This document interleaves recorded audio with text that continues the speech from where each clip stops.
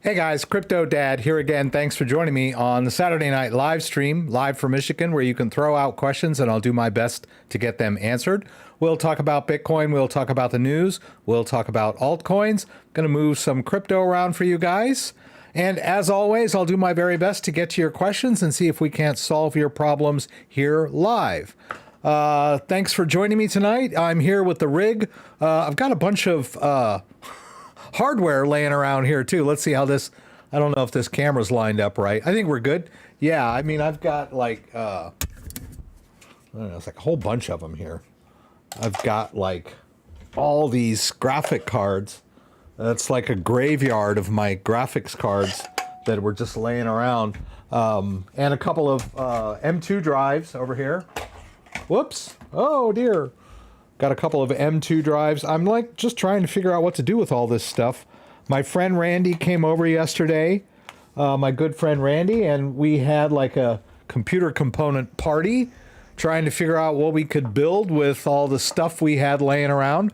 So Randy ended up with a pretty decent rig because I just have computer rigs all over the place. In addition to these graphic cards, I've got like motherboards with CPUs that have been retired, that were in my garage in a box under the stairs. We pulled all that stuff out. I have like a really nice Corsair tempered glass case. So just like, I'm going to sell some of this stuff on eBay. I sold my Xbox on eBay within like an hour. I probably priced it too low. You know it's priced too low when somebody buys it right away. So I'm getting back in the eBay game, trying to like get rid of all this hardware I got laying around. So that's what's going on with me. Back in the jammies again. I've been really busy today. Let's do this here. Oops.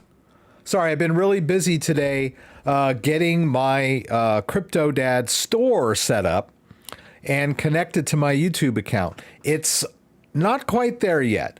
It took me a lot longer than I expected, but I'm going to show you a couple of the products that I've got listed on there. I'm kind of excited about that. Pretty excited. My wife and I, this is the first time my wife and I have actually gone into business together. She's always done her thing and I've always done my thing, but she's an expert at Printify and Etsy. And so we're going to link her Printify to my Shopify, which I just set up today, so that we can do that print to ship kind of stuff. So I'll show you that, but I've been really busy today, so I'm kind of at a loss for an agenda. I've got the news stories lined up. I did that early. So why don't we jump into the news, and I want to greet everyone that's here. And thank you all for showing up as usual. Kenny and Andreas were here early, and Andreas went to his mom's birthday party. We wish his mom a wonderful and happy birthday. He wasn't sure if he was going to make it back in time for the stream, and apparently he did. So we're happy that you're here. And Marco PT is here. One Life, No Regrets is here. Mr. Miskey, Simon, Daniel, Emmanuel, Chonktown, Seaside Joe, Christopher Thane from Melbourne, Australia, if I said that right. E. Poston from Colorful, Colorado. Thank you for being here again, E. Poston. Gregory Wieland, looking forward to a good session. Me too. We're live. Yes, and Asil is here. Thank you for being here, Asil. Amsterdam, Holland. P. Wizzle. Cloudy day from Quincy, Massachusetts. Shout out from Quincy. Someone told me I pronounced that wrong. Quincy, whatever.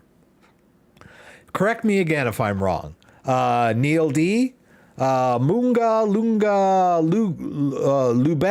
Ronald. What's the next step for Bitcoin and ETH? Thanks for the show live from Dubai. Cool. Well, we're going to talk a little bit about the market conditions of the crypto market here when we hit the news. So I just, everyone's here and I've greeted everyone. Nemo Hose 323_ETH. And thanks, Gary. Speaking of builds, I have 4-prong motherboard and upgraded CPU cooler. It has 5 volts of RGB for the lights, which is like 3-prong with a gap. Do you know anything about this? Yeah, I do. The motherboard comes with connectors for RGBs, but generally you need RGB components that are compatible with your motherboard. I think most of them are. I tend to go with Corsair RGB lighting.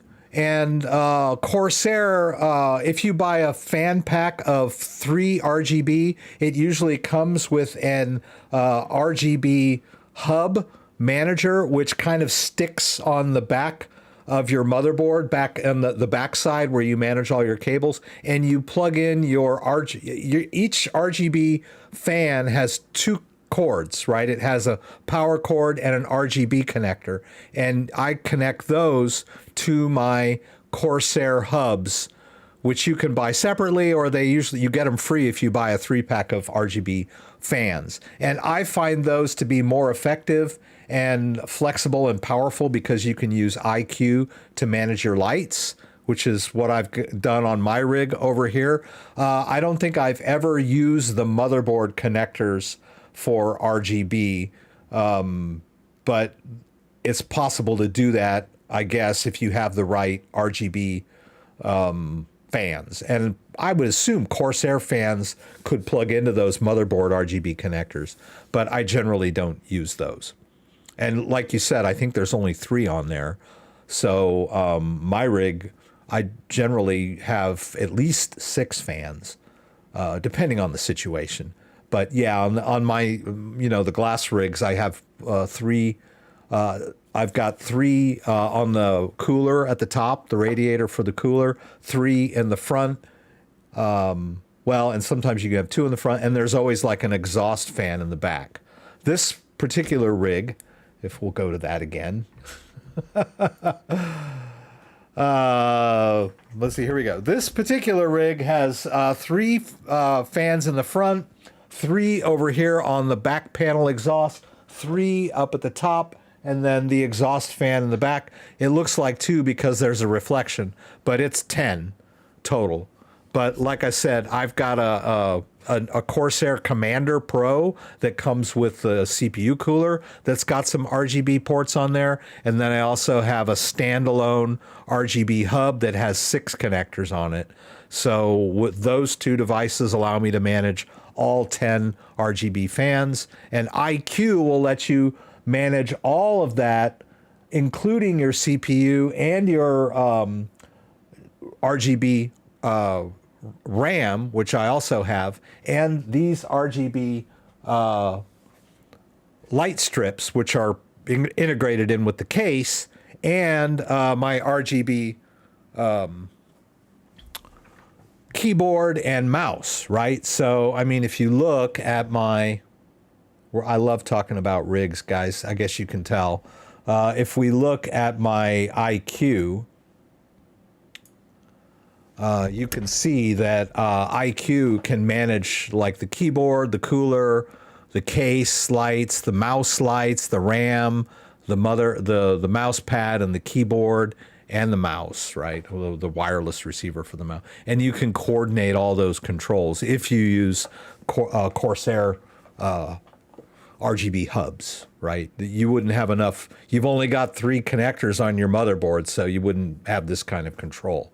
And if you use the connectors on your motherboard, you need to download the software controllers for your motherboard for the RGB, which would probably be on the motherboard's website under like utilities, right? Yeah. So probably more than you really wanted to know about my rig. But hey, you asked. So yeah, thanks for that question. Let's jump into the news. Before we do, there's stuff in the description that I would invite you to check out. Scroll down a little below the video. We've got the summaries of the top story and our discussion topic for the night. The good people at Ngrave contacted me and told me that they have given me a discount code for Ngrave, which I wanted to share with you guys. It's CryptoDad30.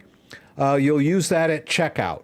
So you've got this link here that'll take you directly to the Ngrave combo, which is not cheap, right? It's $400, but it is one of the premier hardware wallet and backup solution, one of the best that money can buy out there. It's $400, and you can get $30 off that with my discount code.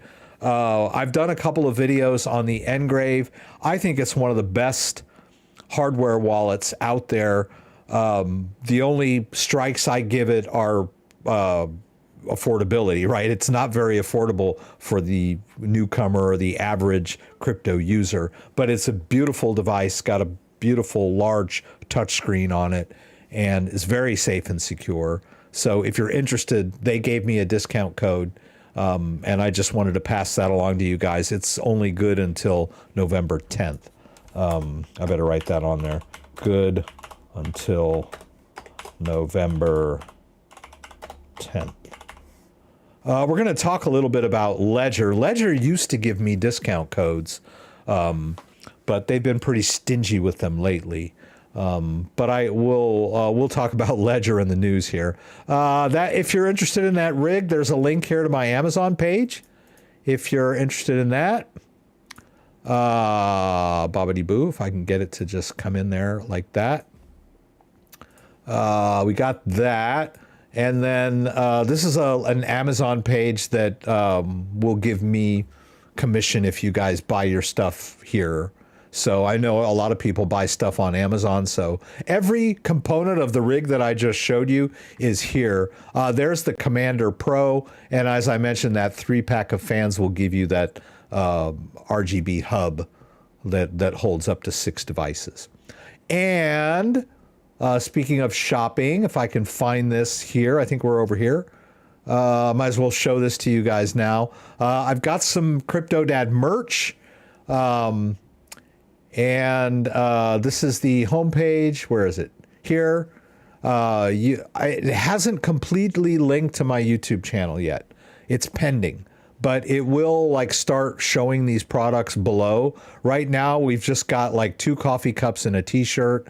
The t-shirt says I'm cryptographically safe and secure, and then it's got CryptoDad on the back. As I mentioned, my wife knows all about Printify, so we're going to be adding more products as we go along, keychains, phone cases, stickers, all kinds of CryptoDad swag. I'm going to offer some services eventually so that you can sign up for consulting and all that kind of stuff.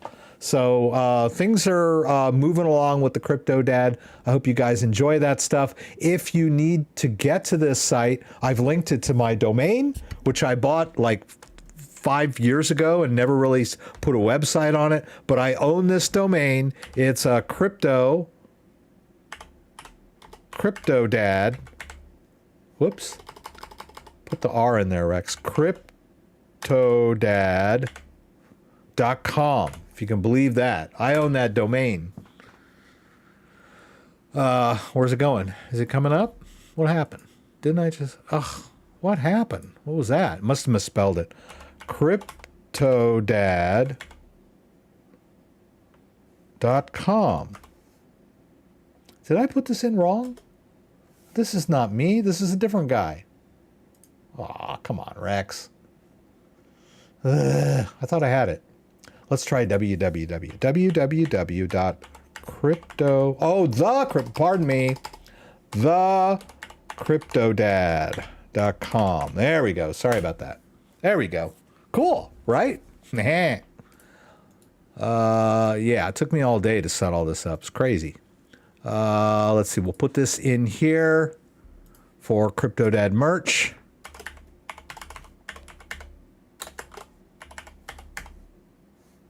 Boom. Have fun with that. Did I do that right? I think I usually capitalize the D, right? Okay. All right. Are we ever going to get started on this thing? Come on, guys. Come on, Rex. Oh, and by the way, if you want to set up a session with me, like, you know, to help you get your wallet set up, or to, just if you just have questions, or you want to help, you need help restoring a wallet, or you have a technical issue, like you've lost some crypto and you think you might be able to retrieve it with the right help, you can check that out with me. And shoot me an email, and we can like go back and forth and decide whether or not I can help you with that. And if I can, we can set up a session. It's going to be an hour minimum. I know a lot of people say, "Oh, I think I can. I just have a few questions. It'll only take me 10 minutes." It doesn't work like that. It never has. You may think it's only going to take 10 minutes. But it's not really worth my time to just do a 10-minute session. So I'll expect an hour commitment from you. You'll get your money's worth, believe me. All right. And like I said, I didn't have time to set up the agenda, but I did link all the news stories. All right. Did I get through? Oh, usually I get through the news by 6:30, and here it is 6:16. So let's jump into the news real quick. Joseph has been watching my show on Sundays because of time difference. Moved to London, always wet and raining, LOL. But I'm glad you're here tonight, Joseph. That's really cool. Sean from Trinidad. JDO is here. Thanks for being here, JDO. I personally don't know if Tangem is a real cold wallet. The lack of a screen makes the verification of a transaction unsafe, at least in my eyes, because you have to trust your phone screen. I never considered that the phone screen would give me bad information, but the card, really, the phone screen is, I mean, you're in their app, and the Tangem app is open source code. You can check it out. So, I mean, if you think there's backdoors built into their app, then you can verify that there are not over on GitHub, because it's completely open source. And the card works with NFC, near field communication, which is an industry standard of security. It's used in credit cards. You know, those little chips you see in your credit card and your debit card and your ID cards, all that stuff is NFC. So it's not, a fly-by-night risky protocol. And the messages going back and forth between the card and the app are encrypted, right? The private key lives on the card. It never leaves the card.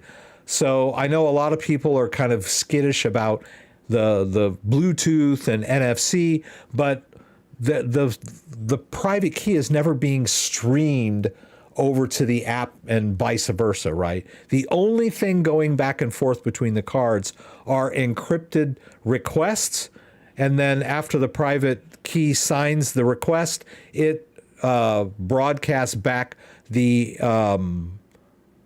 authorization, which is also encrypted, right? So that's how that works. I may have oversimplified it a little bit, but the Tangem card is an up-and-coming card. A lot of people really like the Tangem card. It now has two modes. The original mode, which I recommend and which they recommend, is simply to use the cards as designed without generating a backup phrase, right? Yes, you have to keep track of your 2 or your 3 cards, but it's not asking that much, right? I mean, we've got a wedding ring. I don't know how I got to their help center. I mean, I've managed to keep track of my wedding ring all this time, and my wallet and my keys, so I think I can hang on to 3 cards that hold all of my crypto. But yeah, but that's the base. And what's nice about that scenario is you don't have to write down your seed phrase. You don't have to write it legibly. You don't have to store it in a safe place. You don't have to worry about accidentally revealing it or getting scammed, having someone trick you into revealing it, because you can't see it ever. And that's the way the card was designed. But a lot of people were complaining that there's no way to back it up, They want more flexible backup options. So Tangem has now released a new card that has an optional seed phrase backup, which will display on your screen. Yes, that is a slight deal breaker for some people. And if that's a deal breaker for you, then my suggestion would be then don't do that. Use the card as designed. And if you don't trust the 3 cards, then I guess choose a different wallet. But it's a pretty decent solution as far as I'm concerned. And I just ordered one of these cards. They said that they were going to send me one, but I haven't heard anything from them. So I decided to go ahead and pre-order one myself so that I should have it next week. I'll do a video on the new Tangem card. How secure is Ledger X now? You're still scared. It is my opinion that the Ledger X is as safe and secure as it's always been. The firmware update includes the ability to interface with the recovery service, which is optional, and it is just another way of authorizing transactions. The ledger has always had the ability to authorize a transaction by the user intervention of clicking on the buttons. That's how we use the device. They've just added one more feature to that set of commands, which is now you can use your buttons to authorize the recovery service to back up your key to the cloud, which I personally won't do, but there's so much FUD going around about how this firmware update is some kind of vulnerability. I don't believe it is, but that's just my opinion, and I've said it over and over, and I'm blue in the mouth, and so I'll shut up about that. Let's jump into the news real quick before we run out of Saturday. Bitcoin grapples with 28K resistance, but uncorrelated asset ALLURE could mean higher prices, says analyst. Crypto is on track for gains on Friday despite bearish U.S. job numbers, which initially sent it down 2%. So Bitcoin is once again flirting with key resistance, 28,000. What are we looking at right now? We're at 27,944. Not too shabby. I think last week we were barely clinging by our fingernails to 27,000. What a difference a week makes. So Bitcoin on Friday as crypto and traditional markets rebounded from early losses caused by stronger than expected U.S. employment data. So what was the bearish news that we got on Friday? The bearish news was good jobs report. Go figure. So the jobs data was good, which means the more people have jobs. Of course, this is all Bureau of Labor Statistics massaged if you read into it. Most of the gains were due to seasonal adjustments, which is just another word for BS. But on the surface, it was a good jobs report, which was bad news for the market. How does that work? Well, good jobs report means good economy. Good economy means that the Fed is going to continue to raise rates in order to combat inflation. So got good economy, Fed will continue to raise rates. Of course, oh, the kitty's over there. Of course, you and I know that the economy is not doing good, right? Inflation is way out of control. The jobs data under the hood showed that there was a loss of full-time jobs, which was kind of fudged out by what they call seasonal adjustments. But but the overall gain in jobs was due to part-time jobs. So full-time jobs are being lost and part-time jobs are being gained. What does that tell you? That tells you that people are getting laid off from their full-time job, and people with one job that still have their job are having to get part-time jobs to make ends meet. So we've got people that are taking on more than one job, and that makes like the part-time jobs seem to go higher like everything's rosy, but most people that are getting part-time jobs already have one job. So the fact that people are losing full-time jobs and having to work 2 or 3 part-time jobs to make ends meet does not reflect a strong economy the way I would see it. But hey, I'm just some dude, right? Anyway, that's why the markets went down, because of the good jobs data.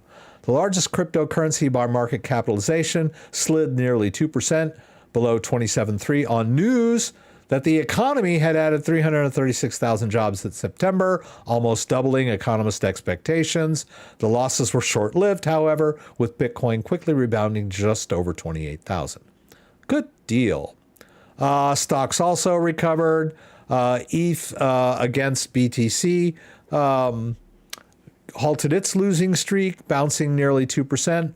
Second largest crypto asset was changing hands at 16,050 during the afternoon hours.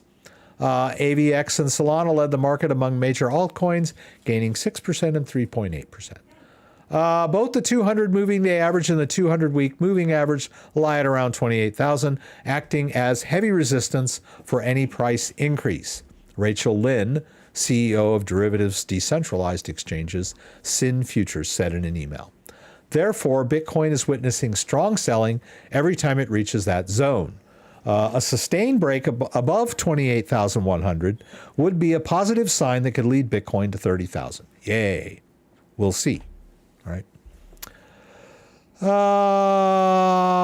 Many of the catalysts that brought Bitcoin down in 2022 are no longer doing so, right? So when the Federal Reserve jacked up interest rates last year, the value of long duration bonds tanked, putting pressure on risk assets like Bitcoin.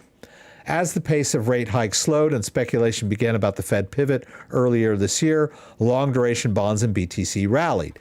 Now the relationship between the two assets has flipped, with Bitcoin heading higher even as long-term bond prices craters. The market appears to be reevaluating Bitcoin's value proposition amid global uncertainty. So that's good news for those of us who believe in Bitcoin. All right, good stuff. And then I've got this article here. Remember, I've got articles linked in the description down below if you want to read the entire article on your own time. Had an uptick. There are 3 major factors preventing BTC from recapturing the 30,000 level. Macroeconomic forces exert downward pressure on Bitcoin prices. Federal Reserve Vice Chair for Supervision Michael Barr stated in New York that he anticipates a slowdown in economic growth below its potential due to higher interest rates constraining economic activity, which is what I was talking about. Higher rates makes it hard for everything in the economy, right? Makes loans harder to get. It makes debts, interest on your debts higher, makes it harder to buy houses, all that kind of stuff. Due to higher interest rates. Okay. He also noted the full impact of the current monetary policy had yet to be realized. That's another thing. When the Fed raises rates, it generally takes 3 to 6 months for it to percolate into the actuality, so to speak. So the rates that they raised over the last year still need time to actually have their full effect in the economy, and we haven't seen that yet. Maybe for the first 1 or 2 rate hikes, but the last several still, are in the somewhat recent past, right? There might be another, and I'm going to say it again. I said it before. I'm going to say it again. They will not raise interest rates at the meeting next month, but they will leave rates unchanged and then talk hawk trash, right? Which is exactly what they did this month, in the beginning of the month, and which I predicted. They will take no action whatsoever, but simply jawbone hawkish stuff to scare everybody and, keep the economy in check. So I predict they will do the exact same thing. They will not raise rates in October. Are we in October? Oh, I don't know. I think the meeting is early in the month. Maybe it's next week or the week after. I don't know. but I doubt they're going to actually raise rates. You heard it here first. Okay, so a lot of market stuff. You can read that. I wanted to get to the Sam Bankman-Fried court case. Not going too well for Sam and his legal team. Prosecutors for the Justice Department are trying to establish that he was deeply involved in the fraud taking place at his company and their sister company, I can't think of the name of it, Alameda Research, right?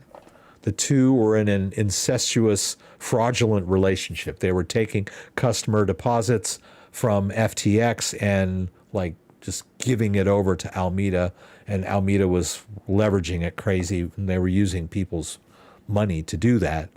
It was heavy fraud. So the Justice Department is trying to prove that he knew about this, whereas Sam Bankman-Fried and his legal team are trying to say, well, he's a good-hearted guy. He's like one of those savant geniuses, and he really wasn't aware of all the internal rot going on, and he's going to blame it on his subordinates, right? It's that's I'm not going to say that.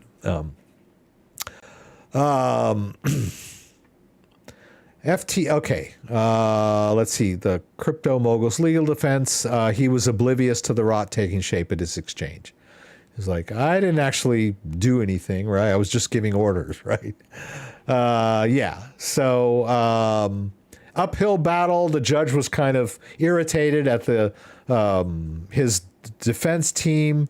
They were asking questions on cross-examination. A lot of their questions were getting shot down by objections, and the judge, what was that one? I'm trying to see where that one was. Tough case. Oh, here we go. Some onlookers said that during some attempts at cross-examination, 80% of the defense attorney Chris Everdahl's questions were shot down. In fact, prosecutors' objection to misleading questions became so routine, Judge Kaplan at times sustained an objection before it was offered. It's like, where are you on the night of like, Your Honor, sustained? You know, it's like, yeah. So he's kind of in a pickle.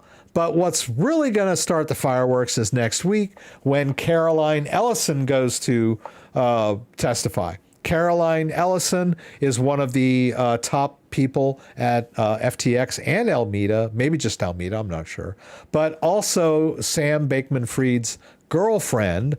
So they were very close. If anybody can testify to his intentions and what he was actually doing, it would be her, right? She's right there with him the whole time, and she's turned state's evidence. The only problem with people that turn state's evidence is that they can get discredited on the stand by the defense attorneys because they're obviously testifying in order to get themselves out of a pickle. So from what I understand, she's been granted immunity in order to testify against Sam Bankman-Fried. But so her testimony will probably be the most damning. And I think Sam Bankman-Fried knows this because he tried to discredit her a few months back by releasing her private diary publicly. So not a very savvy or gentlemanly-like move, if gentlemanlike behavior is even a thing anymore, right? We've got all this wokeness in our culture. Being a gentleman is outdated now, but when I was a kid, men were supposed to behave like gentlemen, right? You're supposed to say please and thank you and excuse me and all that kind of stuff. So, and not disparage your exes publicly, right? That's it's not very polite, if you ask me. So anyway, Carolyn will be on the witness stand, I believe, on Tuesday. Should be interesting. Okay. Scott is here. Thanks for being here, Scott. Thanks for being here, Dan. Dan's throwing in a little bit about the ETH ratio for Bitcoin. Dan knows a lot about that, a lot more than I do. So Dan knows what he's talking about, guys. when it comes to charts and ratios and that kind of stuff. Another feel-good story here. ARK Invest CEO Cathie Wood, odds going up for Bitcoin spot ETF approval. So that was Cathie Wood's comment. I'm not sure where. Increasingly optimistic about the approval of a Bitcoin spot ETF in the U.S., at least according to the recent media call. And there's like a podcast or vlogcast associated with this article. I'm not going to show it to you, or I might flag some kind of copyright thing. But CEO of influential innovation investor ARK Invest has voiced new optimism regarding the potential approval of a Bitcoin spot ETF in the United States, stating that the odds are going up for such a decision.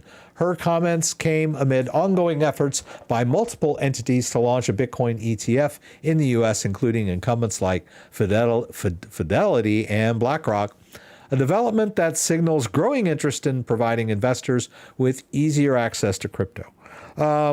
I was talking with my friend Randy. We're talking about the state of Bitcoin. Someone asked me that earlier. I'm sort of on the fence as to, I mean, I know it's going to be great for the market price of Bitcoin for Bitcoin ETFs to be made available to investors and institutional investors and stuff like that. I worry that it might muddy the waters when it comes to crypto custody. I'm all for events that are conducive to people adopting Bitcoin as a technology, as a decentralized currency, and practicing good self-custody. And I'm not sure if the Bitcoin ETF is going to help or hurt that. I would venture to say it might hurt crypto self-custody adoption if all you have to do is pick up the phone and call your broker to buy some Bitcoin. That might make it, lower the interest in self-custody. So that's my worry about the ETF. But we could see with the Bitcoin ETF a lot of money on the sidelines entering the crypto market, which will spawn interest in Bitcoin in general and bring more people into the self-custody arena. That's my hope, right? But I'm kind of iffy as to how that's going to play out. So we'll see. But it is still good news. If a Bitcoin ETF gets approved, that would be great for the crypto market in general. Yeah. And then I wanted to bring up this story here. It's a little bit of a complicated story, but stay with me. I know you guys are cool. Are they streaming the trial live? Not that I'm aware of. I don't think they're allowing cameras in the courtroom. I think what we're hearing in the news are journalists that are, there's a small segment of spectators allowed in the courtroom, but I believe, there's only a small percentage of them are journalists. And so we're getting all of that or people are interviewing the spectators as they're coming out, that kind of stuff. I don't think there's cameras in the courtroom. I think there's some sort of, I'm not sure some demarcation line where they have to allow cameras, and I'm not sure what that is, but I'm not sure that this qualifies for that. I don't know if it's murder or whatever it is, but there are certain rules that the judge has that he can invoke that would say this does not qualify for camera access, right? So I don't think there's cameras in this courtroom. Hi, Kitty. I know, I see you there. Be careful. This beam is right here. Yeah, if you jump, you're going to hit that beam. And he's smart enough to know that. There, see, he moved to the other side. See? I knew it. Yeah. Well, say hello. You're here. Yeah, say hello to everybody. Oh, and then knock my cameras off kilter. That's what I was hoping you would do. Kitty has to make an appearance, right? Okay, Kitty. Oops, sorry. Oh, he's coming back. He's coming back. Okay, kitty. What are you doing now? Okay. All right. Oh, he's coming onto my lap. Okay. Kitty. Okay. I guess kitty's lonely. All right. So we're on this last story here. Let's see what we got here. U.S. government frames Bitcoin privacy as criminal. And so what is the issue here, and what are we talking about? In another unfortunate turn of events for anyone hoping their right to privacy to be protected as guaranteed by the Constitution. Now, this is an opinion piece, so it's a little non-objective, right? The UN Declaration of Human Rights is applicable state and federal law. The U.S. government has argued that the disclosure of proprietary chain analysis heuristics information in the case versus Sterlingov would jeopardize numerous law enforcement investigations and impact the effectiveness of law enforcement tracing tools by enabling the development of criminal countermeasures to blockchain analysis. So what the government is referring to as criminal countermeasures are privacy protocols that can be implemented to make your Bitcoin transactions private. So the question here is that there is a company called Chainalysis, which does blockchain analysis, and there are people that feel like they should have access to this, their heuristics and their methods, right? And the government is saying no, because that'll allow people to circumvent the transparency of Bitcoin by coming up with criminal countermeasures. And the criminal countermeasures means we're trying to keep our transactions private. So the government is referring to anyone that's trying to keep their Bitcoin transactions private as criminal, right? That's the point of this. Now, the government's excuse here, if I can find this, is that, if people can somehow obfuscate their Bitcoin transactions, make their Bitcoin transactions private, this would enable criminals, drug trafficking organizations, and terrorists to circumvent law enforcement cannot be made in good faith as that's their thing. The government is saying that this will enable criminals, drug traffickers, and terrorists to circumvent law enforcement. Well, according to Chainalysis, their very own analysis, their blockchain analysis, their 2023 crime report, the overall transaction volume of illicit activity is at 0.24% now.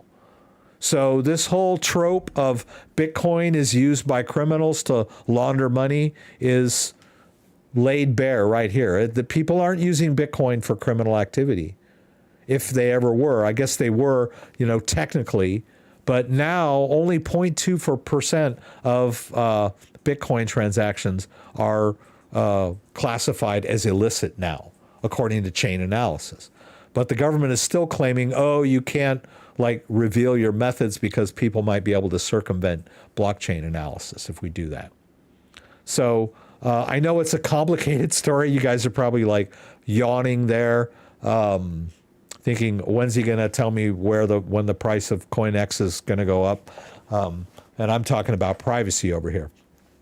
But that is our discussion topic, right? And the discussion topic is privacy a right or a crime, right?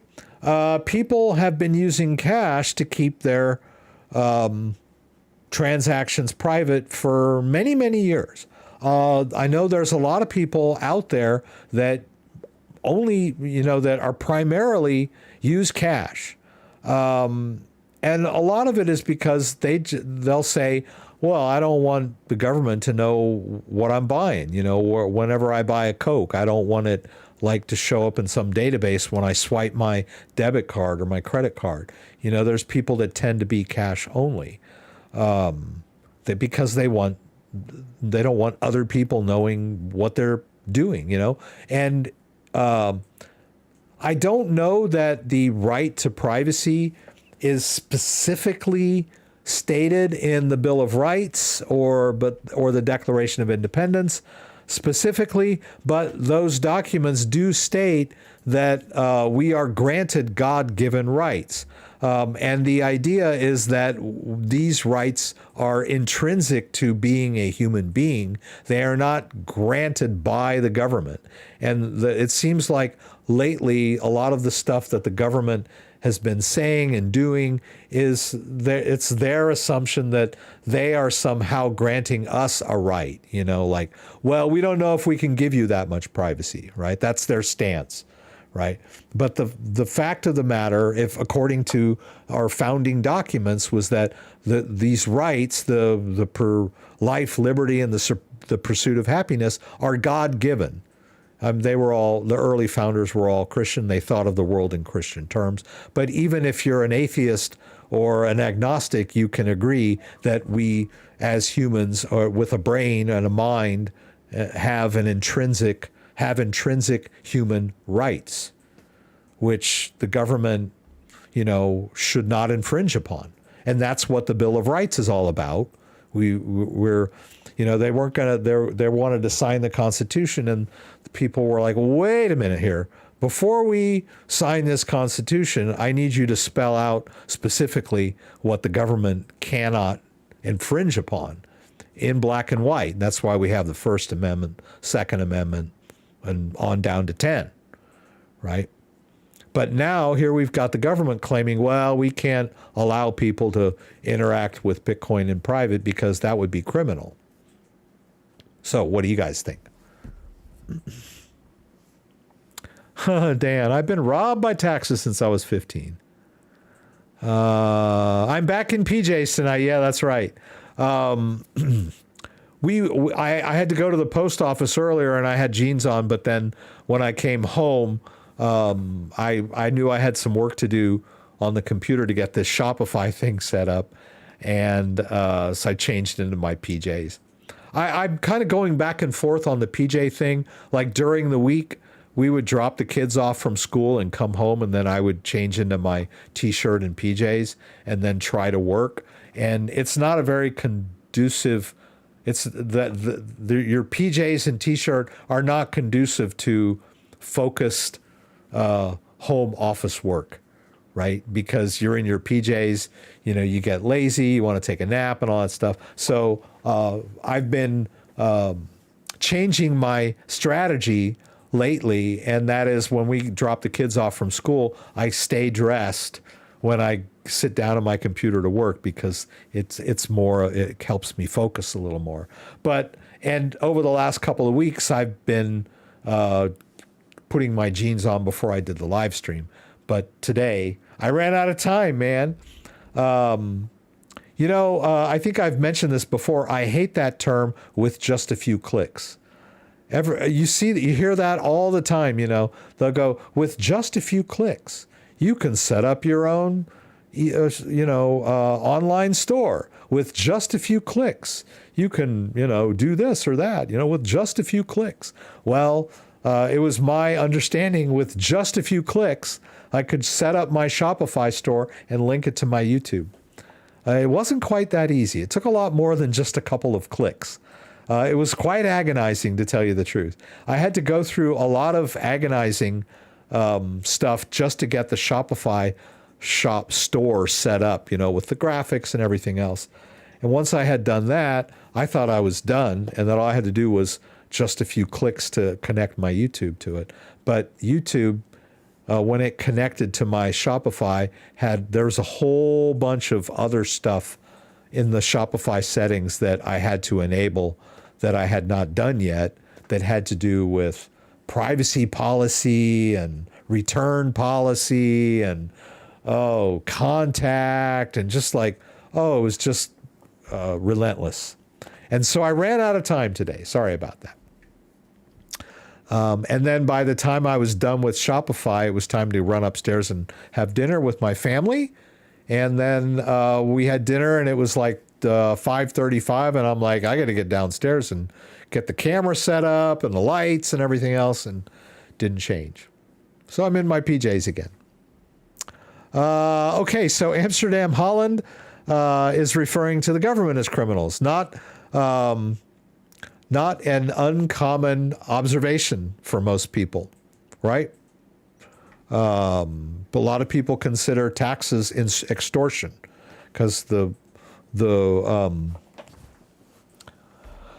process is similar, right? You know, like a mafia guy comes to your house and says something, you know, like, hey, nice house you got here. Be a shame if something happened to it. So we're going to come by every week and get protection money. That's pretty much how taxes work too. They're like, nice little life you got here. You know, you need roads, you need infrastructure. It'd be a shame if, you know, you didn't have any of that. So you're going to have to pay us. So a lot of people consider taxes criminal. That's how, back through history, if you study Western history, the English Civil Wars erupted because the king was levying taxes just on his own authority. And this wasn't even the peasants revolting. The upper class was revolting against the king for levying taxes without their approval. So this goes back for years. And this whole privacy thing, the government has always wondered what people are up to. You know, the government has always had spies and snitches and, you know, even way back in history. But even today, not only can the government track what you do, what you search for, most of that information is held by big tech now, like Facebook and Google and YouTube. And the government can subpoena that information whenever they need it. Not to mention all of the whatever surveillance equipment the government has access to, license plate scanners, security footage, CCTV footage. I mean, we are like live in a surveillance, Orwellian surveillance nightmare these days. And the only thing that's really keeping us free and safe are, you know, the Constitution and laws, you know, because if the government tries to use certain information against you in court, you can fight that in court because there's still a legal system. But that's really the only thing protecting us from outright total surveillance. Yeah. So as you can see, my belief is that privacy is a right? But anybody that feels like there should be reasons why we should forego our privacy, I'm open to that. I mean, the normal trope is child endangerment, whether it's pornography or human trafficking. That's always the reason the government gives for needing these kind of surveillance powers, right? We can't allow people to communicate encrypted because, you know, we need to catch the bad guys, right? And they always use the worst example as the foundation of their argument. You know, who can argue against, you know, harming children? You know, well, we're trying to prevent children from being harmed. You know, you got a problem with that? Well, it's kind of hard to argue against that. But there should be a line drawn, you know, when it comes to normal adult communication. We should be able to be private on that, I believe. Okay, so I'm just going to read a little bit about what people are talking about. And I'd like to, I think last week I skipped over the discussion topic, so I wanted to get it out there. Yeah, because criminals never use cash. Yes, that's interesting that you said that, Andreas, because I did, I worked at a computer store in LA, and we did have a lot of customers that came in to buy, you know, make large purchases with cash, and they would always try to get me to not charge them tax. And they would always say, well, I'm paying cash, why do you have to charge me tax? So I agree. There are a lot of people that use cash to avoid taxes, which is tax evasion, right? That's a crime. I totally understand that. So it is a two-edged sword when it comes to that kind of stuff. What do you think about Zcash? Zcash is a privacy coin. Zcash has been around a while. I think I bought some in the early days of my crypto journey. I didn't hold it for too long, but I do still like Monero. I do hold some Monero. I've done several videos on using Monero, which is one of the top privacy coins. So privacy coins are a way for people to have more privacy when it comes to crypto. The government does not like Zcash or Monero much at all, right? But that is one way to keep your finances private. But there's a lot more to it than just using a privacy cryptocurrency. Where and when and how you use your privacy currency matters, right? And where you're using it from. I gave you a link to the Privacy Guy YouTube channel last week. Really a great YouTube channel. And you have to realize that if you're using the Chrome browser, there is so much of what you're doing is being tracked by Google simply by being logged into your Gmail account. And usually when you log into your Gmail and your Google Maps or whatever in Chrome, you stay logged in. And so you go to other sites, and Google knows about that because they can read the cookies. So you have to be very careful when you're doing things you want to keep private. You don't want to be doing them in your go-to browser that you're using for your Gmail, or you don't want to send somebody a Gmail and say I'll send you some Monero, because that's going to be public record as far as that goes. Let's see, here we go. MT, the Pentagon has never passed an audit, but you better pass one as a private citizen or in big trouble.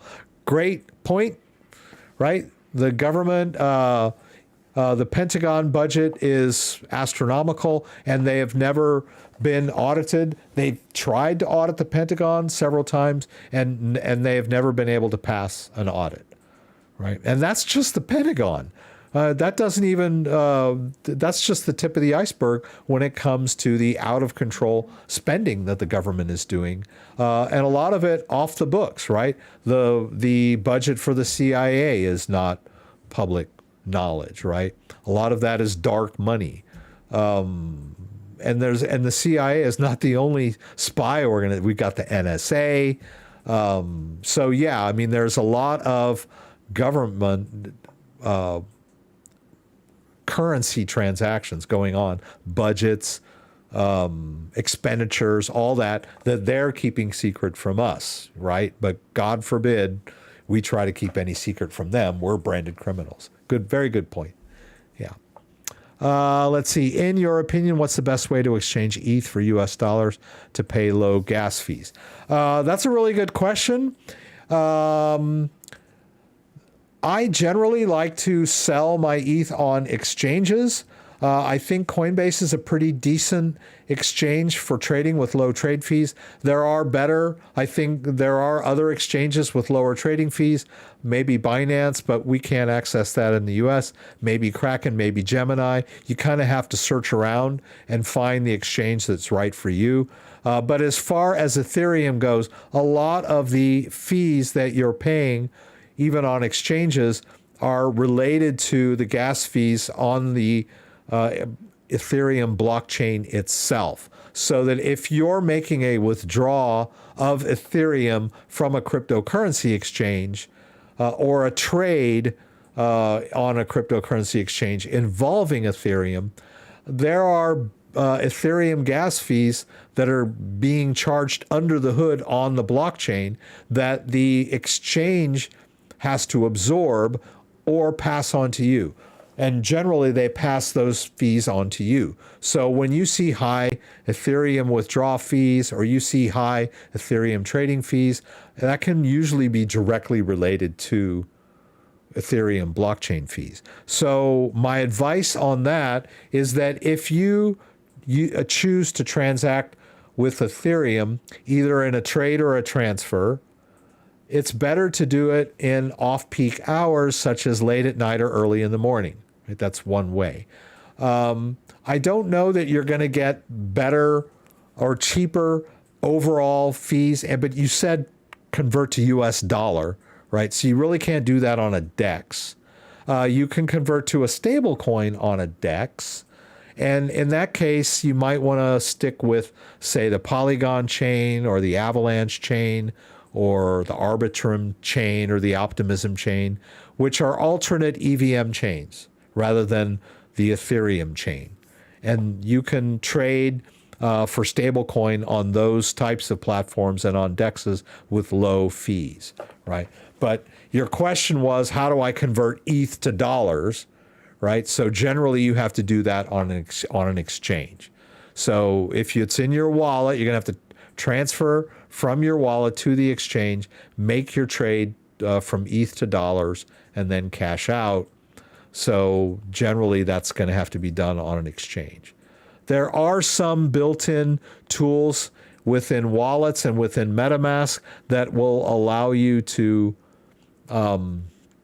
like sell your crypto, but all of those involve some kind of third-party processor. Like, for example, if we're talking about MetaMask,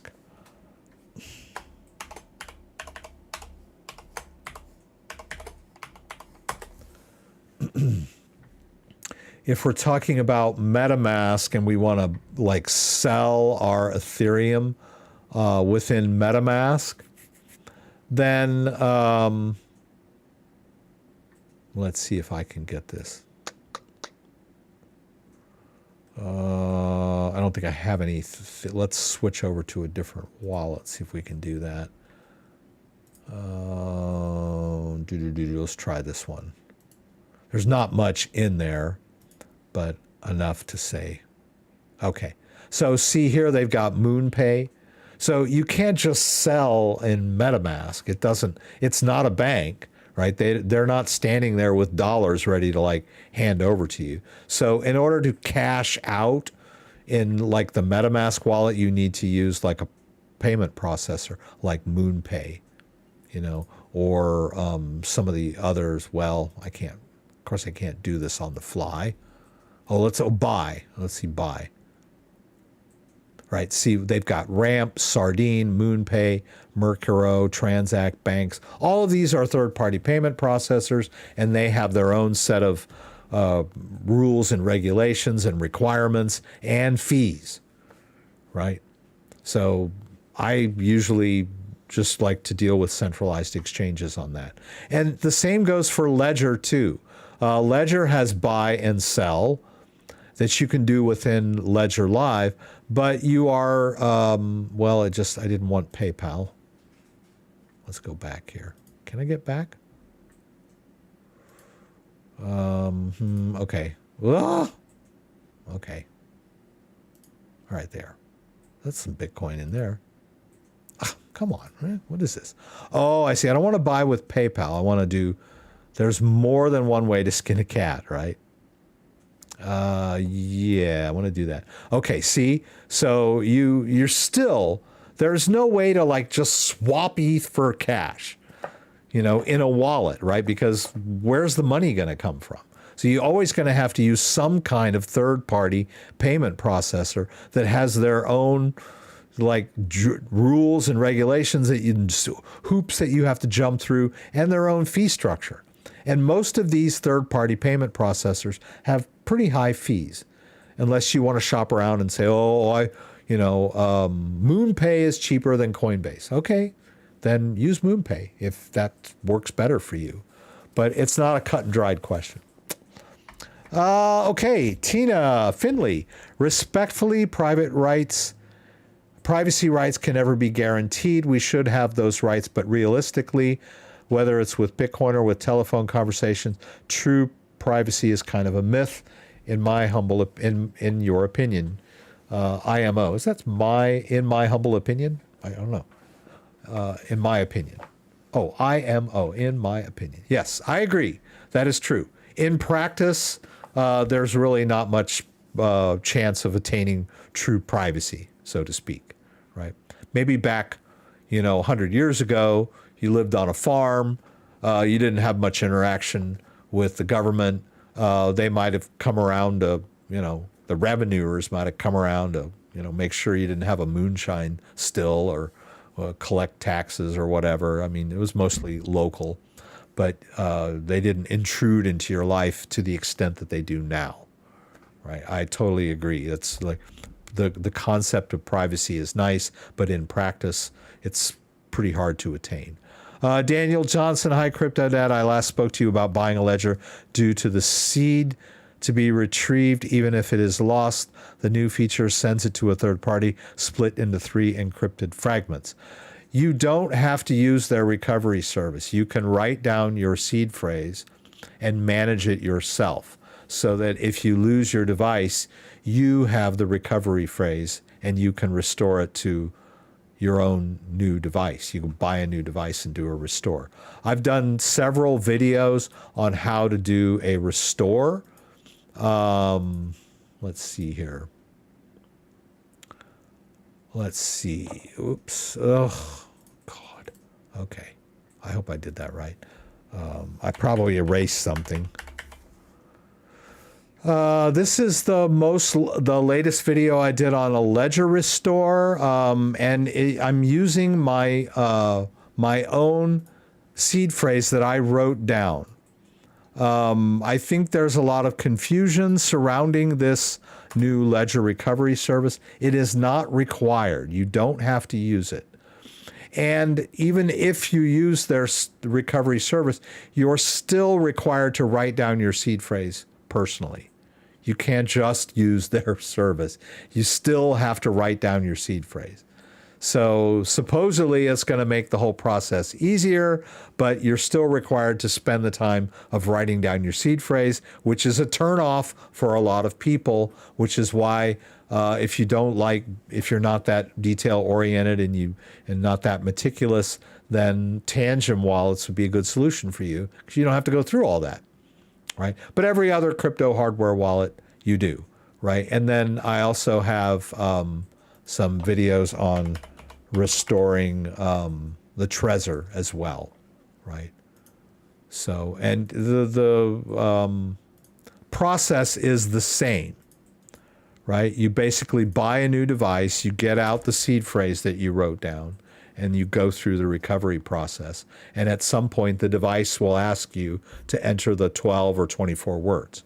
So you do not have to use the ledger service where they split up your seed phrase into 3 parts. You can if you want to, but it's optional. And as far as they're concerned, oh, and while we're on the subject, I forgot this last news story here. I got off track. I wanted to bring this one up. It's linked down in the description below. Crypto custody firm Ledger cuts 12% of their staff. So this whole idea of their recovery service is so antithetical to the crypto purists that a lot of people are rejecting them as a company just because they don't like the idea of them offering this service. And then there's another huge sector of people that, because of this whole fiasco, just don't trust Ledger anymore and are switching to other brands like Trezor, Ngrave, Keystone, Ellipal, or Tangem, right? So I can attest that my affiliate sales of Ledger are pretty much, well, they're not down to zero, but I'm treading water because Ledger in my affiliate panel, whenever someone, and the whole Stacks fiasco, right? If anyone goes into Stacks, if anyone requests a refund of the stacks that they prepaid for, Ledger will immediately refund them, but they will also, take back the commission that I earned on that affiliate sale.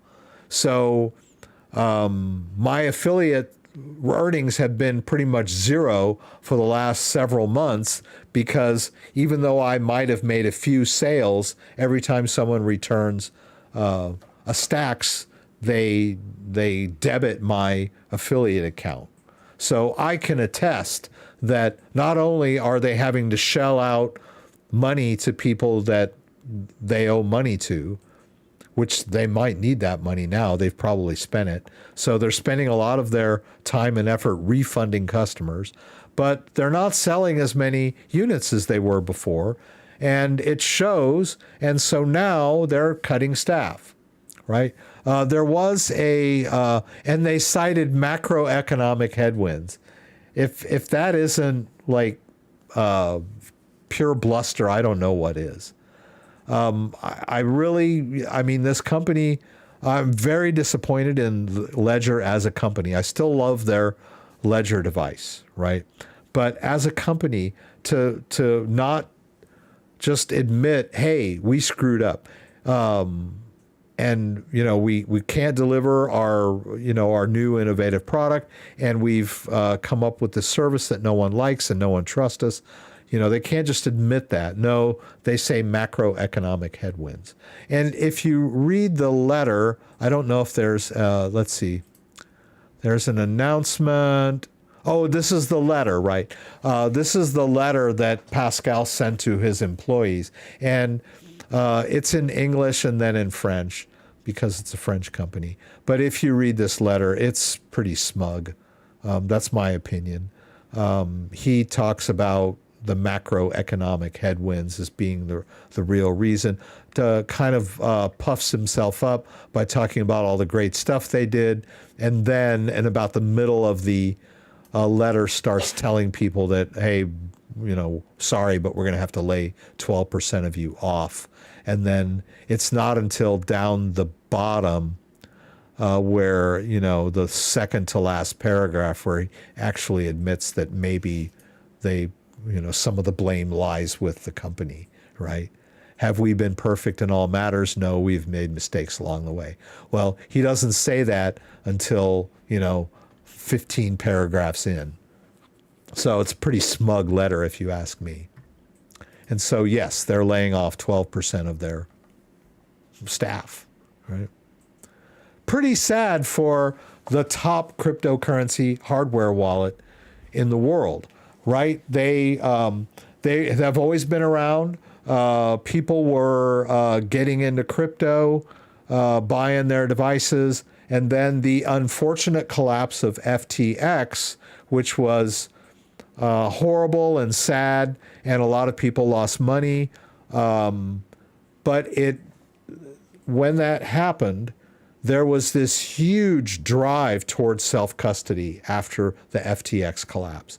And so in the last half of 2022, Ledger was in the bright spot, right? They could do no wrong. Everybody wanted to get into self-custody because people lost money on FTX, so everyone was buying Ledger devices. They sold like 4 million Ledgers. So they were on the top of the world. And so what do? They announced this innovative crypto wallet that's got an e-ink technology screen that's people are prepaying for. And then come March of 2023, they can't deliver. And all we get are crickets from them. And then in May or June, they announced that they've been working on this Ledger recovery service, while all of the people waiting for stacks are still hanging in the lurch, wondering what's going on. Ledger announces, hey, we've been furiously working on this new Ledger recover service where you can back up your private key to the cloud, which went over like a lead balloon, right? So they had the world in the palm of their hand, and they let it slip with some really bad judgment calls, if you ask me, right? Anyway, We were talking about privacy, weren't we? Question, can I reinstall my old Ledger Nano and get a new seed phrase? Diesel Kane, you cannot change your seed phrase if you have one already, right? If you initialize your device with a seed phrase and that is your master private key, you can't go into the device and change that and keep all of your accounts, right? There's no way to like change the private key because all of your wallets are based on that private key. The only thing you can do in that situation, if you want a clean start, is to buy a new device and create a brand new key and then transfer your assets from the old device to the new device. Now you can do it with the same device if you're savvy. You could like wipe the device, set up a new key, set up a new private key, configure all your wallets, and then restore the device again with your original key and transfer to all those addresses that you created. If you know how to manage them and put them in the right places and all, you can do it on one device, but I'm just trying to keep it straight in your head. The best way to do a seed phrase reset is to buy a new device, create a new, initialize it with a new seed phrase, and then transfer your assets from the old device, right? There's no way to just change your existing key to something different. With Trezor, with CoinJoin, can you send crypto privately without exposing your address? CoinJoin. CoinJoin, as far as I understand, CoinJoin. Now, CoinJoin is not CoinCover. I used to get those two confused. CoinCover is the company that is managing that recover service for Ledger. They call it CoinCover, I think. Anyway, it's not important in the fact that it's confusing. CoinJoin is a trustless method for combining multiple Bitcoin payments from multiple sources into a single transaction. I believe that there was some controversy with CoinJoin that they were subject to some regulations. And I'm not sure if they would cover that in here. Let me see if I can find it here. But that is the idea, that you would keep your, what's the question here? Without exposing your address. Can you send crypto privately without exposing your address? I think to a certain extent, to make it more difficult for outside parties to determine which sender paid which recipient or recipient. So it's an obfuscation of the sender and the receiver when you use CoinJoin. So I don't know that it's foolproof, but that is the idea when you use CoinJoin. But let's do the CoinJoin controversy. I don't know that I spelled that right. CoinJoin controversy. Trezor is hiding comments that highlight the censorship concerns of CoinJoin, a Bitcoin privacy technology. Trezor's integration with CoinJoin is driving community-wide with concerns about the hardware wallet company censoring BTC transactions. So supposedly, CoinJoin is subject to like financial regulations that require them to ban certain addresses because they've been linked to illicit activity. And they make a big deal about all this. And as we saw in that story earlier, Chainalysis determined that illicit Bitcoin activity is like 0.15% of all Bitcoin transactions. But yes, that's what CoinJoin will allow you to do in theory. If you're trying to hide your address and keep your transaction private, it might be easier to use Monero. All that stuff's built into Monero.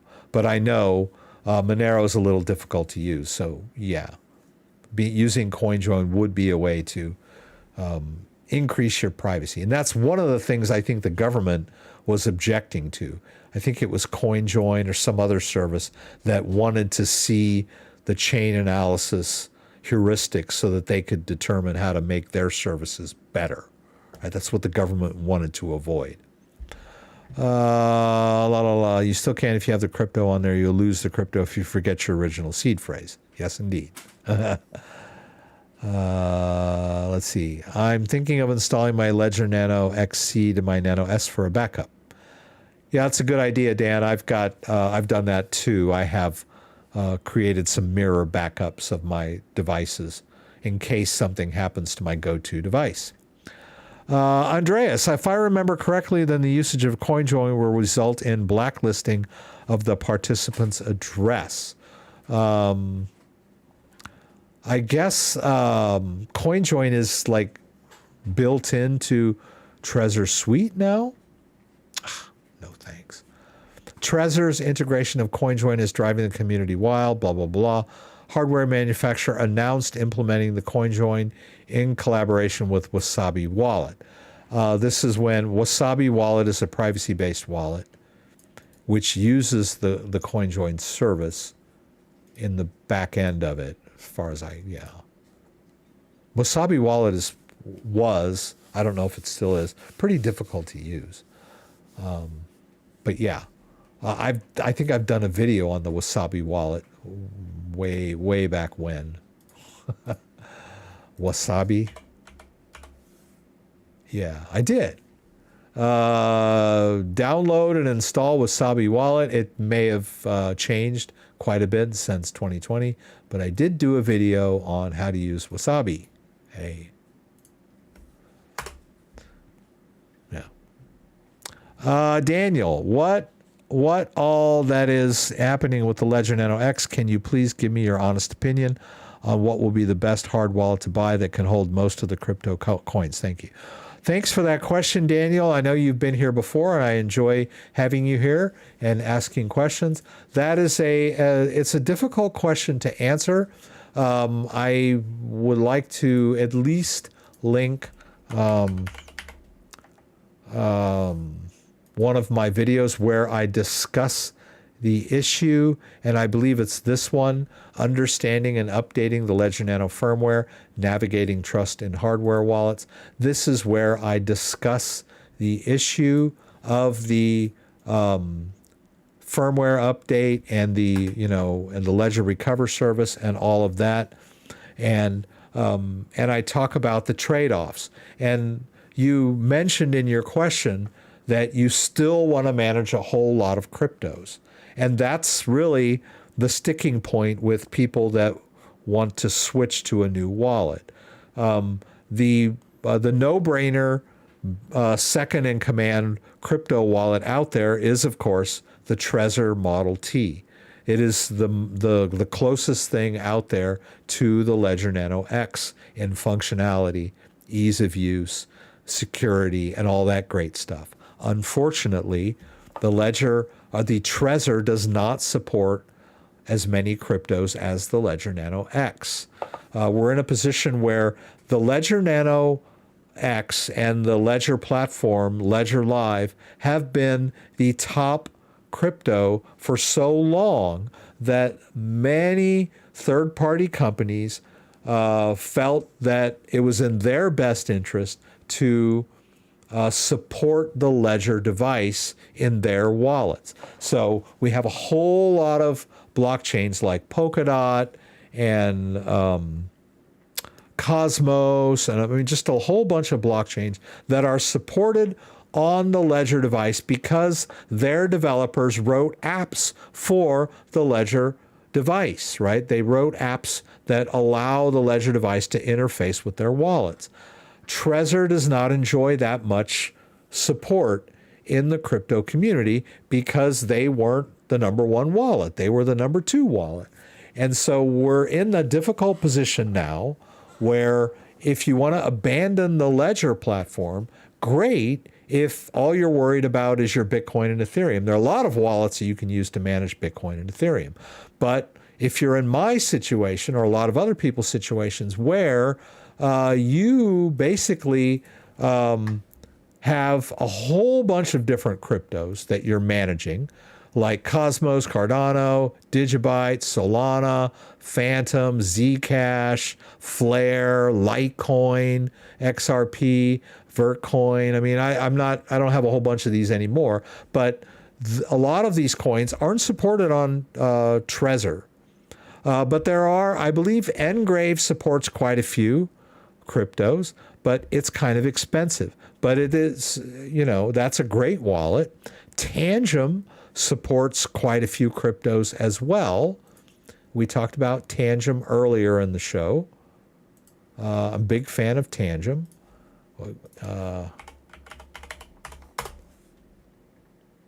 It always takes me to their help center because that was, I guess that was the last thing that I did. Tangem supports quite a few wallets with their app, but it has some drawbacks too. And like people don't trust the NFC technology. People don't like dealing with a card that has no display, so it can't display the seed phrase on the device. You have to use the app. So there's a lot of like drawbacks using the Tangem compared to the Ledger, right? So I wish I could just tell you which wallet to use, right? But it's not that simple. That was my problem when I worked at a computer store back in the 90s. I worked for a wonderful family in Los Angeles, Persian family, great, wonderful people, took me under their wing, into their family. And there were a lot of, Persians and Assyrians working there, and I was working with them. And when I first started, someone would come in to buy a computer, and I would give them all their options. And they would ask me a bunch of questions, and I would talk to them for 20 or 30 minutes, and then they would say, "Whew, that's a lot of information. I got to go home and think about it." And they would leave. And then one of the Persian guys would come up to me and say, "Rex, you know, that's not the way you sell computers. When someone comes in there and they don't know which computer to buy, you tell them, buy this one. You know, end of story. Make the sale. Don't confuse them with all the information." But that's my nature.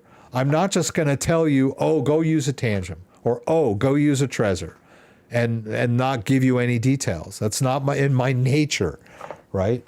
My nature is to give you all the options you need to make an informed decision on your own. I would just love to tell you, buy this wallet. It's the best, hands down, you know, barring all others. This is the wallet you need to buy right now. I can't do it. I wish I could. Yeah. But as I have said over and over again, I see no reason why not to use a Ledger device, even with this whole fiasco with their backup service. It's optional. I know we've said this over and over again. It's optional. So there's really no pressing reason to use a different wallet if you already have one. If you're new and you're trying to make an informed decision, that's what I'm here for. And it seems like what with their the company issues, with, you know, they're laying off staff now. They're making a lot of missteps. They're not like coming clean with what's going on, keeping customers in the dark about the availability of their stacks, and just a whole lot of things that are making people lose faith in Ledger as a company. We might see more wallets coming in to take their place. And I think, you know, of course, Trezor is a contender for that, right? We've been talking a lot about Trezor tonight. Tangem is another contender, but they're not the same wallet, right? They're different wallets, different use cases, different set of options and evaluations. But in my mind, the nearest facsimile to the Ledger Nano X is the Trezor Model T, and it's more expensive. But you can use Tangem or Keystone or Cold Card is a great secure wallet, but it's Bitcoin only. So there's so many choices out there. I wish I could just tell you which wallet to buy. Spread assets over many devices. Thank you, Gary. Thanks, Gary. Thanks, Gary. That is true. With this whole Ledger fiasco, I think the consensus in the crypto community is don't keep all your eggs in one basket, right? You want to have multiple wallets to spread your assets to mitigate your risk of one platform, failing you in some way or form, right? Right. Manage your crypto on multiple devices. Seems to be the consensus advice these days, right? So it's no longer, hey, you want to store crypto, this is the wallet to buy. It's like, okay, you want to store crypto, you're going to need to get yourself a few different devices, and spread your assets. It's becoming more complicated, right? Which is one of the things I pointed out earlier with the whole Bitcoin ETF thing, is people are going to forego the self-custody because it's such a murky and complicated space, and just call their broker to buy Bitcoin. Much easier, right? I trust my bank, I should trust my broker. But they may have a problem when we hit the next financial crisis, right? Then all the people with their crypto being in custody with their broker or their bank are going to be SOL when they want to, withdraw, right? People that are managing their own crypto in their own wallet will be safe and secure, and they may be the ones that come out ahead in the next financial crisis. A lot of people think that the next financial crisis will be a complete blow up of the whole system, and it won't matter if you have Bitcoin because everything will collapse. But I don't see that. That's a possibility, but it's more likely that, things will blow up. So a lot of banks will fail. There'll be a lot of consolidation. And a lot of people will maybe lose their Bitcoin that is being custodied by some big firms, but that the system will survive and the internet will still be around and we will all still have power. It might be tougher, but those of us that have Bitcoin in our self-custody wallets will be in a good position. That's my feeling.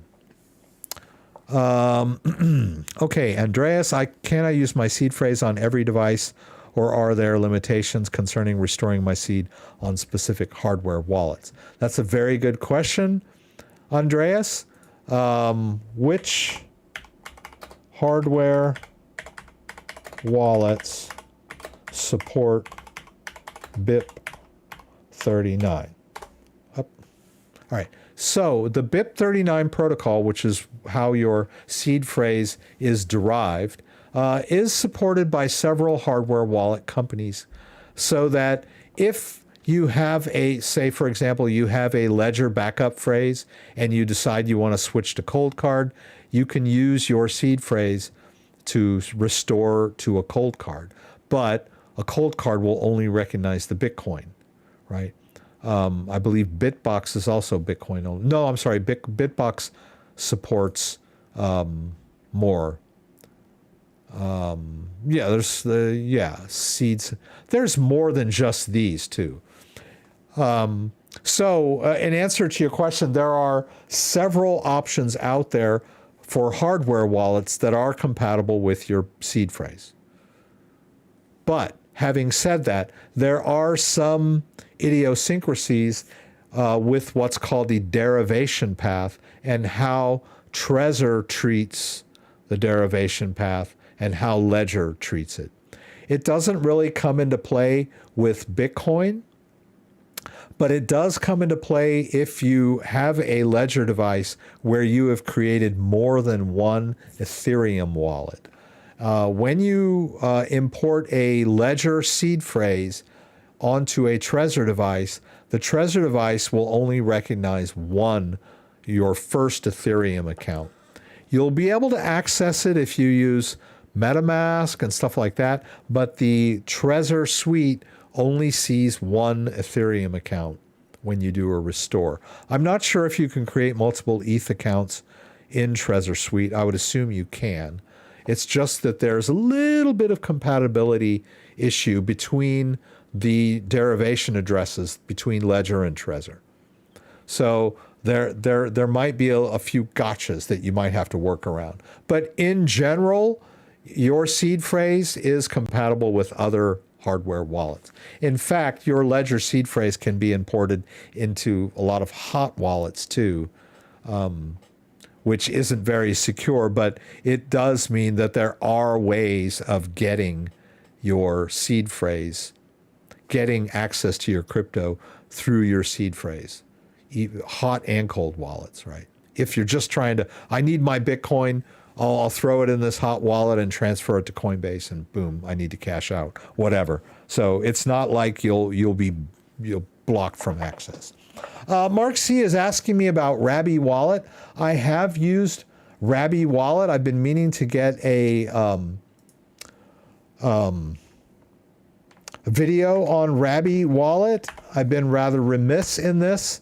The reason why I haven't gone full-blown Rabby is because the Rabby wallet has, it's a little idiosyncratic in my Chrome browser. It tends to override my MetaMask wallet when I connect to a DEX. So in other words, when I install Rabby wallet in my Chrome browser and I like launch, say, Uniswap,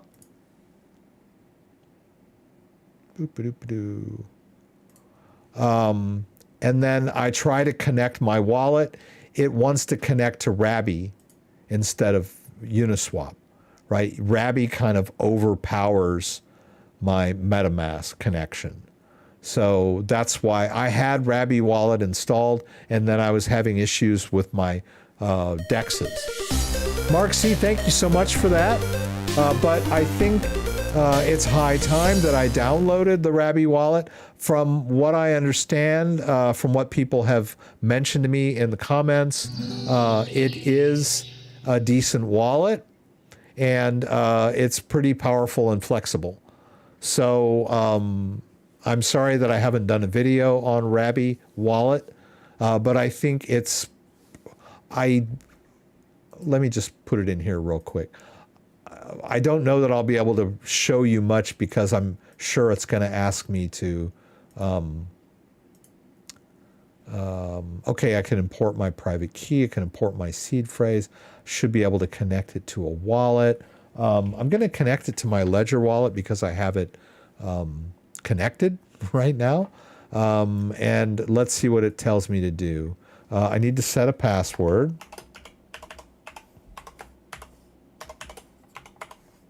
Oops, I need 2 of those.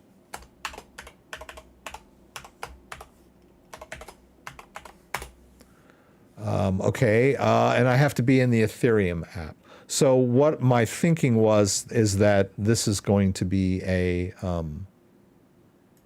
yeah. Oh, that cat.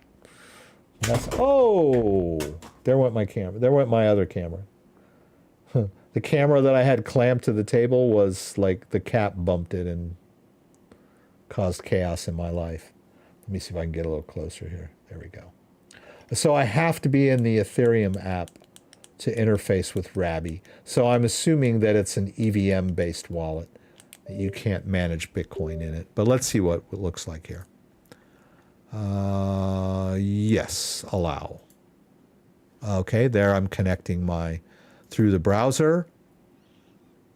And so let's see if it sees both of my Ethereum accounts. It should, right? Yeah, so these are the 2 wallets that have balances. And these 2. So there we go. And then we'll click done. And they're calling them Ledger 1 and 2. I have my own names for them. I usually call this one Ledger H. And I usually call this one Ledger Main, just so that I can keep them straight in my head. All right. Well, what just happened? Where'd it go? Where'd you go, Rabbi? Okay, there you are. All right, so yeah, it sees my ledger balance and everything else. I'm wondering if you can make it take up an entire browser. Yeah. I have to play around with it. Because like when you're in MetaMask, you can tell MetaMask to go basically full screen. So you can see it in your browser tab. I don't know if Rabbi has that or not. Whoops, there it is down here. Yeah. But it looks like you can swap, you can manage NFTs, send and receive, of course, top up with gas, which would mean put some more Ethereum in there. It looks like you can manage the multiple chains by default here. That's what I heard was good about Rabbi, right? So I could go straight to Polygon, right, and see my Polygon balance. That's kind of cool. It's like showing me all my sub chains, right? So it's pretty cool. I'd have to play around with it to get used to it, right? Yeah. But yeah. And I think I would like it more if I could enlarge it a little more, just to play around with it. I didn't just want to buy just any hard wallet, just one that is easy to use. Oh, okay, Daniel. I have heard a lot of people claim that Tangent is much easier to use than a ledger. That seems to be the consensus out there. A lot of people find faults with Tangem wallet, but ease of use is high on the list of their advantages, right? And also that Ngrave too that I mentioned. Let's see where you're seeing this. Oh, I have to go. Not here. Whoops. Now I'm lost. Let's go back here. Ah, okay, yeah. Let's go back in here. I have this link here.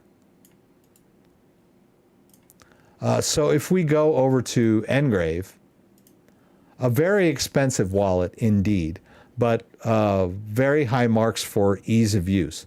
See, it's a beautiful device that has, you know, this really nice touchscreen, real easy to use. I'm kind of fat-fingered, you know, and I'm old, so my eyes aren't as good as they used to be.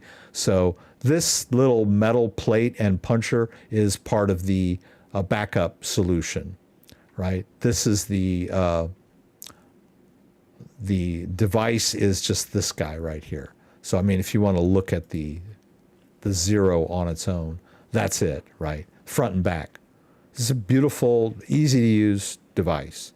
And it has an accompanying app that you can use on your phone. And I believe you can also connect it to your computer as well, if I'm not mistaken.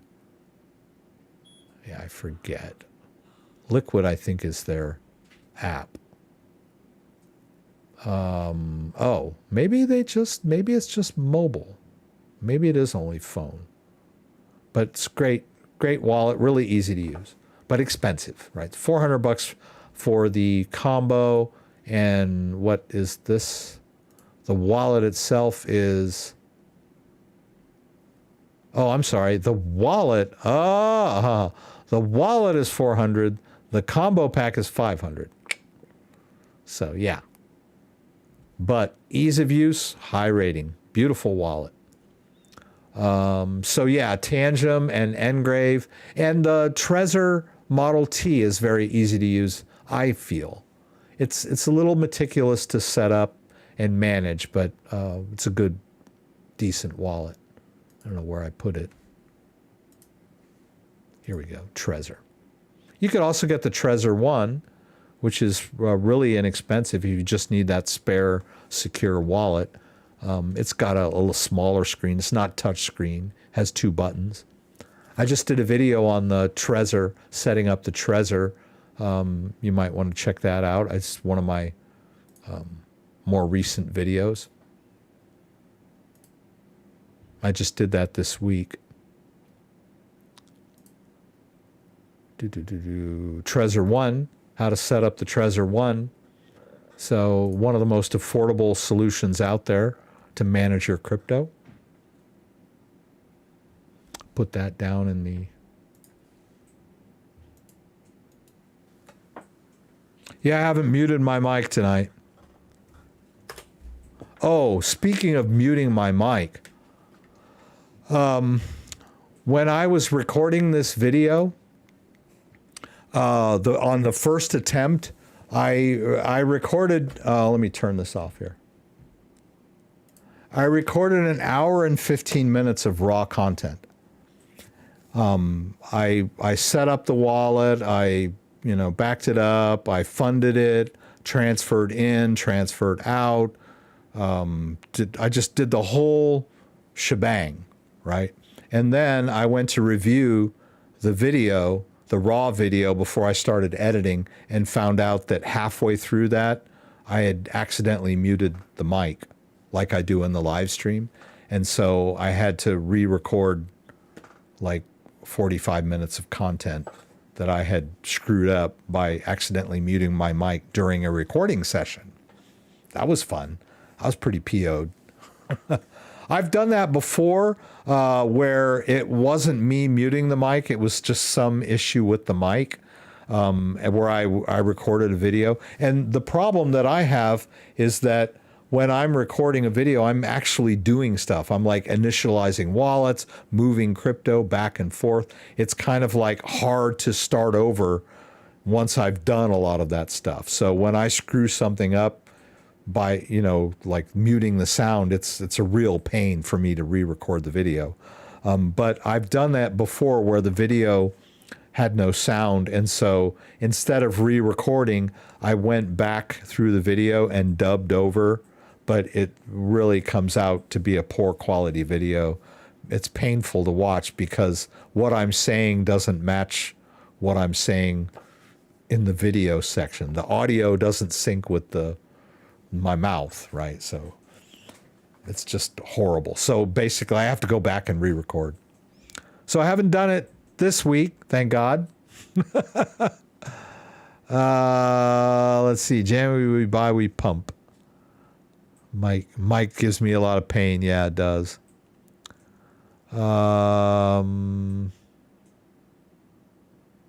Right, safe and easy to use.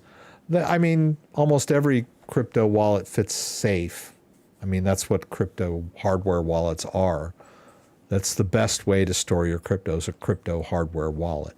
Some of them are more difficult to use than others. A lot of people find the Ledger device to be difficult to use.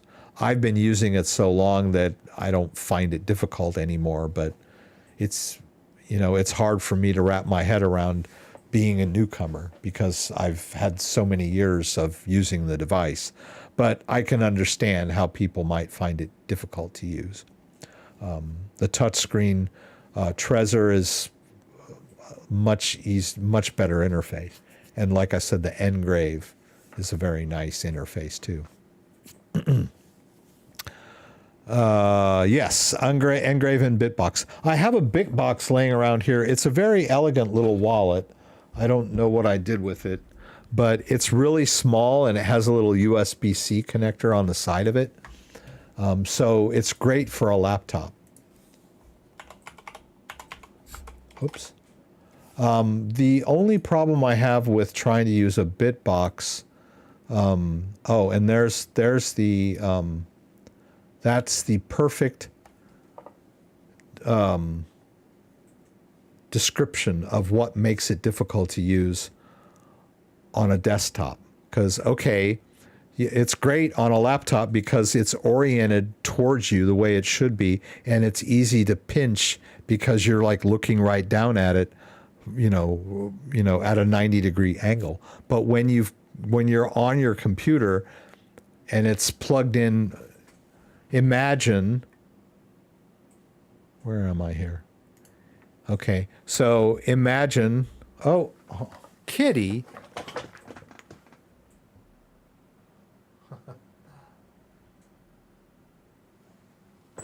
Yeah, so Kitty bumped that camera too when he was on the table. I don't see I'm sorry, I don't have the bitbox right in front of me, but let's just assume that this is the bitbox. So great if I'm connecting it like this and on my laptop and I'm looking down at it, but what if I'm up here, you know, and I'm trying to authorize a transaction? I'm looking at my computer screen and I'm up here like this trying to read the device. It's a little awkward to use in a desktop. Or, I mean, God forbid, trying to plug it into the USB port in the back of the desktop. Now I mean, a lot of people have USB hubs. I mean, it's possible. I have a little connector here, even one on the side that I could use, but it's still not optimal, right? Some people have like things they can plug into the side of their keyboard, which would solve that issue. But other than that, I love the bitbox for that, right? Really small, an elegant little device that is so easy to authorize transactions on. Really a cool little device, but a little bit awkward when you're trying to use it on a desktop. It's the only thing I have. Now you could get a cable, you know, you could get a USB extender cable.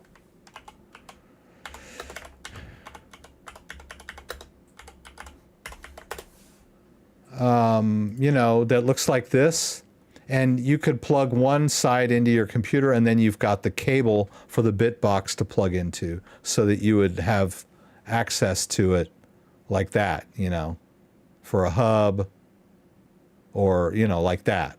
And you could plug your bitbox into that thing. See, I don't even have crypto. They don't have a crypto wallet over here, but that's basically, you could use a cable like that with your bitbox. Make it pretty easy to use. And this is a $7 cable. Easy peasy. Okay, so let me see where we're at here. Do you have a YouTube video on how to transfer platform and how to use it to buy things with? That's a simplistic... it's not that simple. Let me put it like that. A lot of people ask me that. They say, how do I cash out my crypto from my wallet? How do I convert the crypto in my wallet to cash? Well, it's not that simple. It's not a one-to-one step process, right? You have to transfer it from your wallet to a place where you can convert it from Bitcoin to cash, and then on that platform, you have to connect it to your bank so that you can withdraw the cash to your bank, right? So it's not like I can just walk into a store and go, here's my wallet, you know, I want to buy a hot dog, right? It's not a one-to-one cash out process, right? Now there are ways to make this happen. Crypto.com.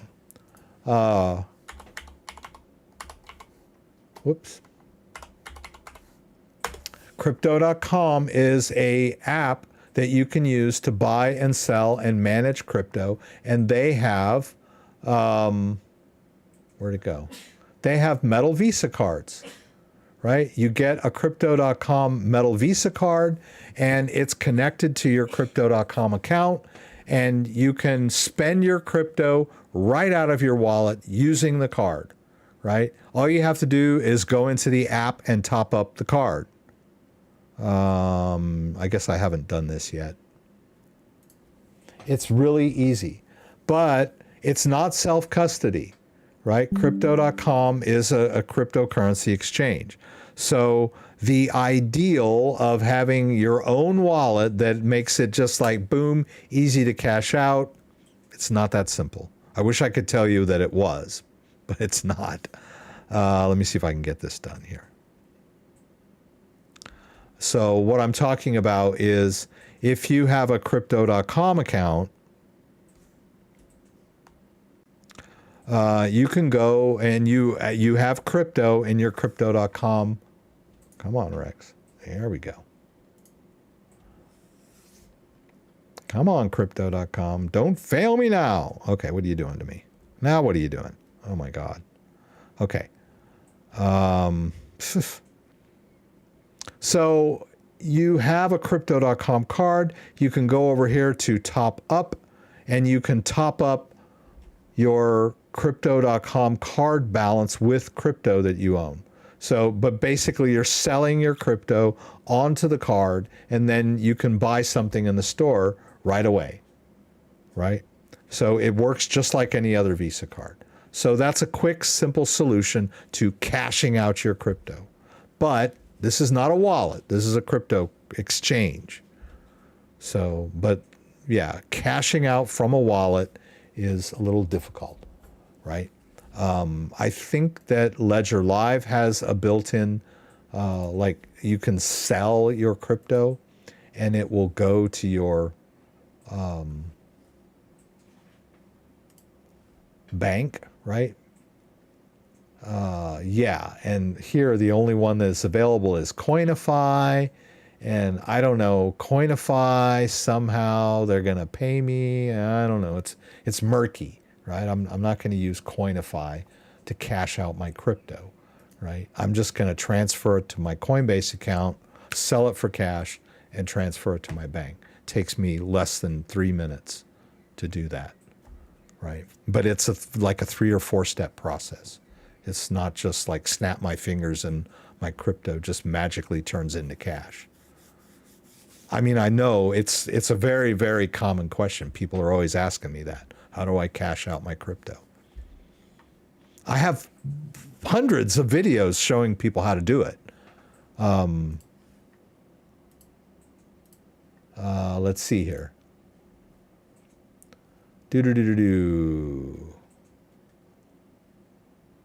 Mastering MetaMask's new buy and sell feature. I show you how to do it in MetaMask.